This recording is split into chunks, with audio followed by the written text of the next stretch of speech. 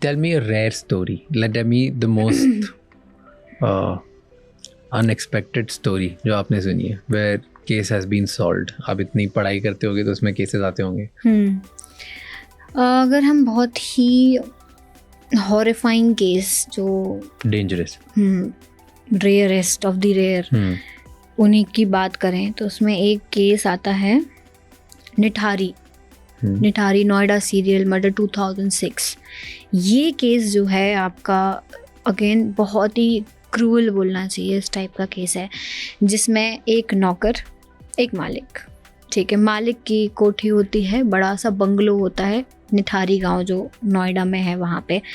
उस गांव के सामने से बच्चे रेगुलर बेसिस पर गायब होना स्टार्ट होते हैं. लड़के भी लड़कियां भी सब एक एक करके मिसिंग जा रहे होते हैं. उस गांव में लोग, मिसिंग रिपोर्ट लिखाई जाती है पुलिस स्टेशन में, बट पुलिस इतना ध्यान नहीं देती कि हाँ ठीक है, गरीब लोग हैं, बच्चे गायब हो रहे हैं, कोई नहीं चल रहा है, ढूंढ रहे हैं, मिलेगा तो बता देंगे. पर फिर एक दिन एक लड़की, पायल नाम की एक लड़की गायब होती है. उसके फादर रिपोर्ट लिखाने जाते हैं. एक बार, दो बार, तीन बार, कई बार के बाद में जो है उसकी रिपोर्ट दर्ज की जाती है. इसके बाद में थोड़ा प्रेशर आता है जब, तो जो इन्वेस्टिगेशन स्टार्ट होता है तो ये पता लगता है कि उस कोठी तक तो बच्चे देखे जा रहे थे, उस कोठी के आगे बच्चे नहीं देखे जा रहे जो मिसिंग गए हैं. और जो पायल थी उसका फ़ोन भी वहीं तक ट्रैक हो रहा है, उसके आगे ट्रैक नहीं हो रहा है कि वो कहाँ गई, यानी कि वहीं कहीं वो गायब हुई है. तो जो भी आपके आर्टिकल्स या न्यूज़ में जो भी इन्फॉर्मेशन आई है उसके अकॉर्डिंग ये बताया गया है ऐसा कि पायल जो है वो रिक्शे में जा रही थी, तो उसके पास चेंज नहीं थे, तो वो रिक्शे से उतरी उस कोठी के सामने, उसने कहा मैं यहाँ से मांग लाती हूँ. तो चेंज लेने के लिए वो जाती है, वो वापस नहीं आती है. तो रिक्शा वाला जाके पूछता है उस कोठी में कि एक लड़की आई होगी, वो डिनाई कर देता है. अब वो डिनाई कर देता है तो आप कुछ नहीं कर सकते, वो वहाँ से चला जाता है. और फिर पायल की मिसिंग रिपोर्ट जाती है और जब पता लगाया जाता है तो वहीं तक ट्रैक हो रही थी पायल. और वो एक लड़की है जिसकी वजह से उस कोठी पर शक गया. तो वहाँ पे जांच पड़ताल स्टार्ट की गई, इन्वेस्टिगेशन स्टार्ट हुआ. तो ये पता लगता है वहाँ पे पीछे आसपास में, मतलब निठारी जो उसका बंगलो जो था ना, उसके पास में एक नाला था. उस नाले में बच्चों की बॉडीज़ मिली. बॉडी भी ऐसे नहीं मिली कि पूरी बॉडी मिल रही है, किसी का स्कल मिल रहा है, किसी का टॉर्सो मिल रहा है, किसी के लॉन्ग बोन्स मिल रहे हैं, किसी का हाथ, किसी की फिंगर, ऐसे करके मल्टीपल स्केलेटन के पार्ट्स मिले. उन्हें कलेक्ट किया गया और ये आइडेंटिफाई किया गया. 16-17 बॉडीज़ तो आइडेंटिफाई हो गई.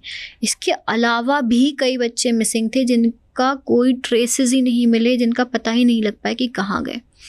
बाद में ये चीज़ पता चली कि वो जो उनका नौकर था, वो नौकर वहाँ रहा करता था, मालिक कभी कभी आता था, मालिक भी वहाँ पे आता था. और मालिक के ऊपर रेप के चार्जेस थे कि उसको भी रेप के लिए कॉन्विक्ट किया गया था.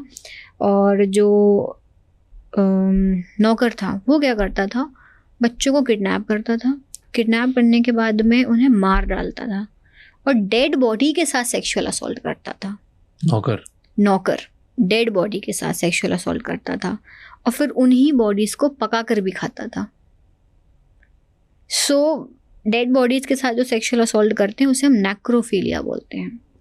तो ये चीज़ वो करता था और ऐसे करके उसने ना जाने कितने बच्चे, और हर एज के करीब 16 साल तक के बच्चों को उसने यही किया, छोटे छोटे बच्चे. ये बड़ा ही क्रूअल केस था, बट शॉकिंगली, वेरी शॉकिंगली, दोनों बाहर हैं जेल के, मालिक भी और नौकर भी. और कहा गया है कि लैक ऑफ एविडेंस. क्या लैक ऑफ एविडेंस? कोर्ट ने ऐसा कहा है कि लैक ऑफ एविडेंसेस की वजह से हम इन दोनों को नहीं कर सकते, गिरफ्तार नहीं कर सकते. ये केस जो है it is very shocking. What do you think, क्या मिलना चाहिए था जिससे फोरेंसिक इसको हेल्प कर सकती थी? सब कुछ मिला है. बॉडीज़ मिल गए उनके, वहाँ से मिले हैं, उनके घर से मिले हैं, घर के अंदर भी कुछ ना कुछ ट्रेसेस मिले होंगे. बट ये रेप हुआ है, इसका कुछ मिल गया है? कन्फेशंस. किसके कन्फेशन? नौकर के. उसने बोल दिया मैंने किया है. नौकर ने बताई होंगी चीज़ें, ऑब्वियसली उसने ये चीज़ बोली होगी कि ऐसा ऐसा, तभी तो पता चला, नहीं तो कैसे पता चलेगा कि वो डेड बॉडी के साथ सेक्सुअल असॉल्ट करता था, क्योंकि बॉडीज़ के तो आपको सिर्फ पार्ट्स मिल रहे हैं. भी तो हो सकती है, अगर कन्फेशन कर दिया तो फिर तो हो जाएगा ना। एग्जैक्टली, कन्फेशन है तो आपको उसको रखना चाहिए। कन्फेशन पर फिर कन्फेशंस को क्या है कि इतना ज़्यादा तवज्जो दी नहीं जाती है कि बदल दिया स्टेटमेंट कि मैंने जो है दबाव में आके ऐसा बोला था, मैंने कुछ नहीं किया। यही तो बात है कि बॉडीज़ को पूरा डिस्पोज कर दिया गया, एविडेंसेस मिले, लेकिन आप उन पे क्या चार्जेस लगा रहे हो? क्योंकि क्या होता है, फॉरेंसिक की जो रिपोर्ट्स होती हैं वो पब्लिकली नहीं जाती हैं। ना ही पोस्टमार्टम रिपोर्ट्स पब्लिक होती हैं, ना ही आपकी फॉरेंसिक्स की रिपोर्ट पब्लिक होती हैं। जो भी हमें इंफॉर्मेशन मिल रही है वो आपकी सारी मीडिया से मिलती है।